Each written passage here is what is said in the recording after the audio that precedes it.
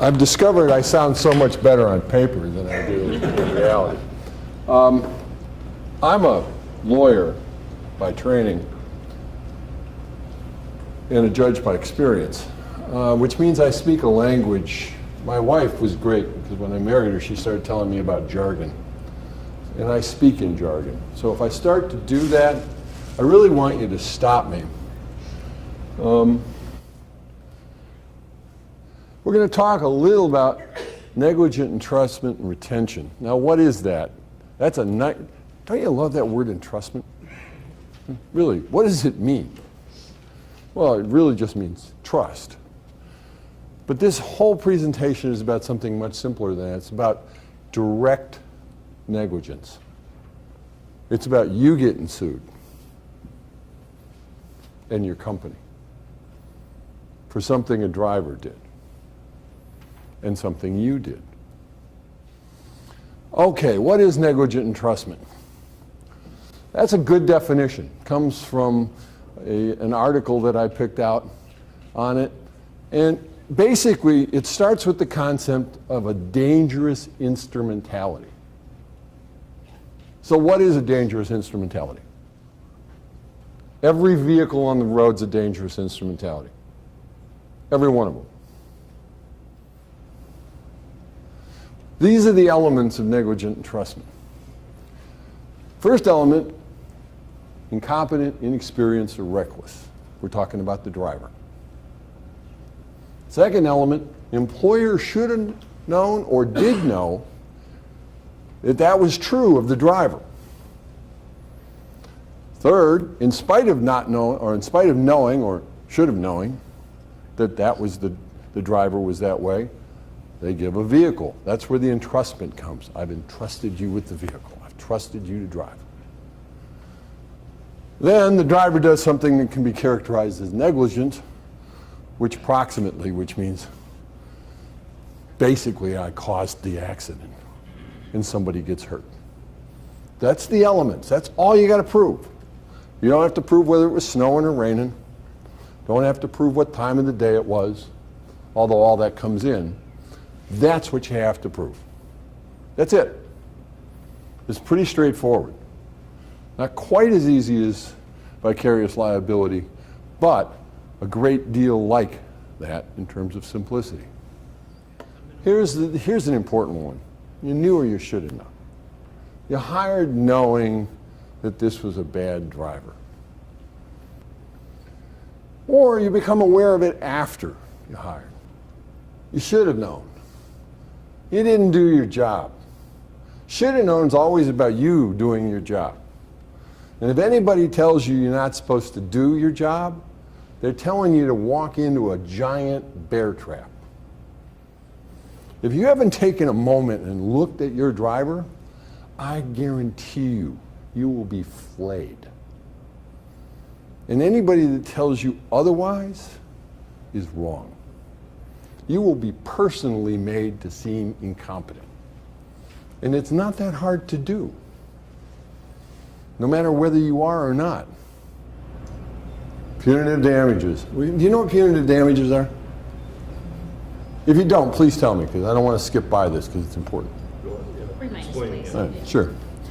Damages are, I hit you, and you spend 6 months in the hospital, and you got $1 million worth of that, and you suffer some pain and suffering, and you got lost employment, and so I got $2 million to you, or 5. Right?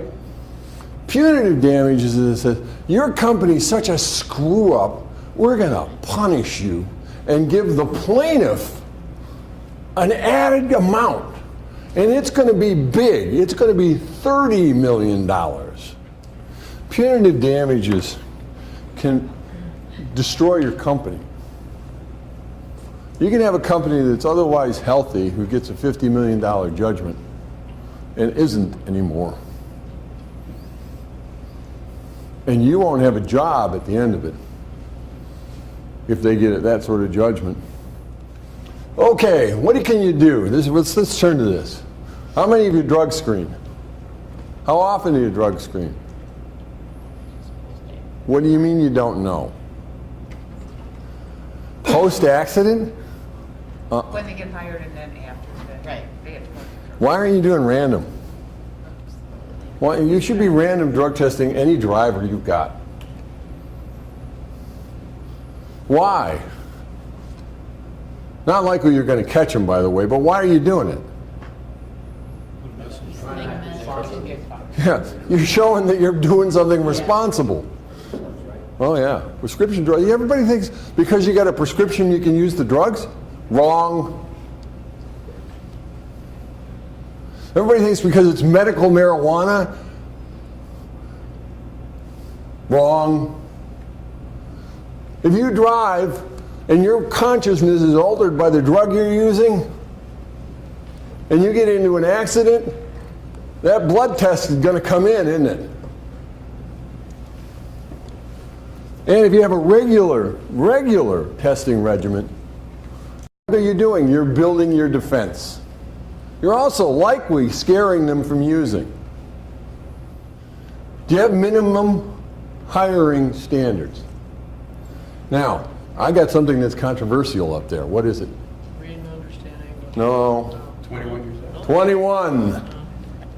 Now, how you get around that, I'd talk to your lawyers, but you really want to do it that way.